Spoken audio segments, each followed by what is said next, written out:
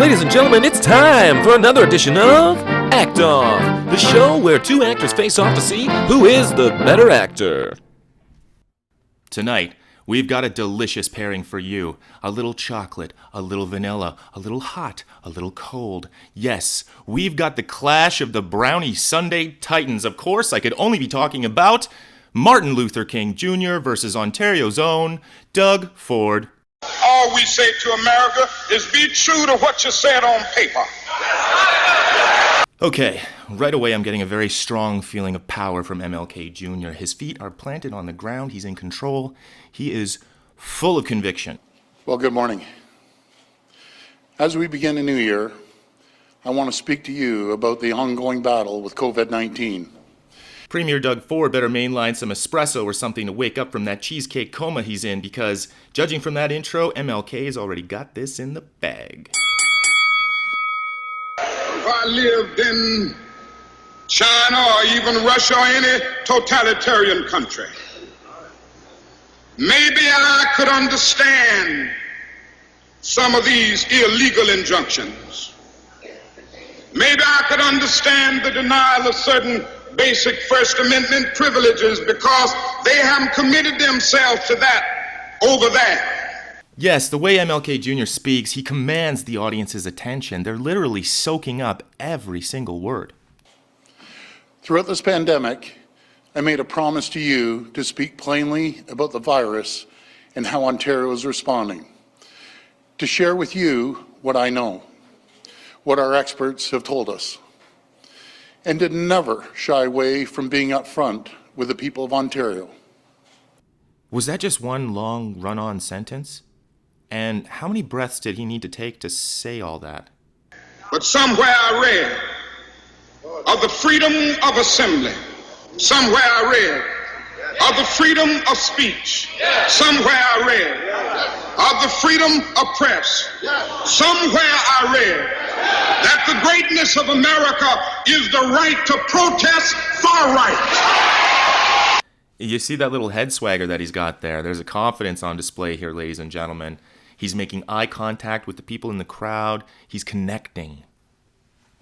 As you know, like in other provinces and countries around the world, Omicron case counts are rising. The only thing he's connected to is the hope that this will be over soon. I mean, he actually looks terrified. Is somebody pointing a gun at him while he's saying this stuff? Exponentially across the province. Woo! Doug Ford saved by the bell there in round one. Hopefully this short break will give him a chance to catch his breath. And so just as I say we aren't going to let any dogs or water hoses turn us around, we aren't going to let any injunction turn us around.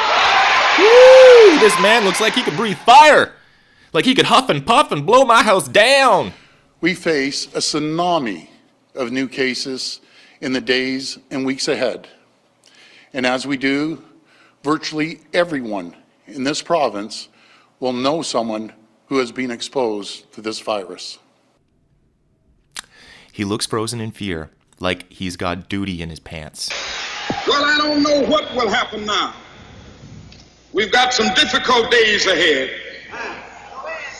But it really doesn't matter with me now, because I've been to the mountaintop. Is he even reading anything? Like, this looks like it's all just off the cuff, like he's just speaking from the heart, like he's connecting with the audience. Now, we're bracing for impact. Based on our real-world experience here in Ontario, the evidence tells us that about 1% of people who get Omicron will end up in the hospital.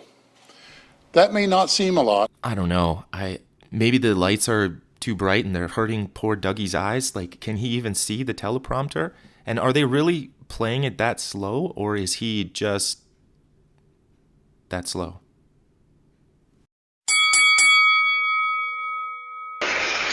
Like anybody, I would like to live a long life. Longevity has its place. But I'm not concerned about that now. I just want to do God's will. And He's allowed me to go up to the mountain. And I've looked over and I've seen the promised land. I may not get there with you, but I want you to know tonight that we as a people will get to the promised land.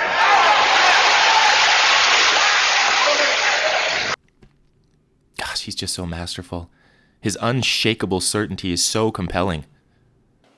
Based on the current trends, our public health experts tell us we could see hundreds of thousands of cases every single day. I really think he might be an asthmatic. I think he should make an appointment with his local physician and he should get that checked. So I'm happy tonight. I'm not worried about anything. I'm not fearing any man. Mine eyes have seen the glory of the coming of the Lord. Oh, the way he snarls out those sounds is truly quite magnificent. The man is a lion. The reality is that people are coming into hospital and leaving soon after, sometimes only staying for a couple days. This is a CBS News special report. Dan Rather reporting for CBS News from New York. The Reverend Martin Luther King Jr. was shot to death by an assassin late today as he stood on a balcony in Memphis, Tennessee. Dr. King had planned to lead another civil rights march in Memphis next Monday. We got the latest on the story now from Russ Hodge, news director of WREC-TV. We now return to the exciting conclusion of Act Off. Now brought to you by Pfizer. Welcome back to Act Off, the show where it is not about what you're saying, it is about how you're saying it. I'm your host, John Tickytak. Before the break, we were rudely interrupted by a national news bulletin, and we were about to announce this week's obvious winner. And this week's winner, obviously, was Doug Ford. So, congratulations, Doug. Make sure that you tune in next week as our winner and best actor defends his title. His next challenger will be JFK. No, I'm told it will be RFK Jr. because that's fair. I had a very, very strong voice till I was 42 years old, and I got a disease called spasmodic dystonia. But I, unfortunately, will not be here next week. I am going on extended leave. I thank you for watching, and all hail Pfizer? Huh?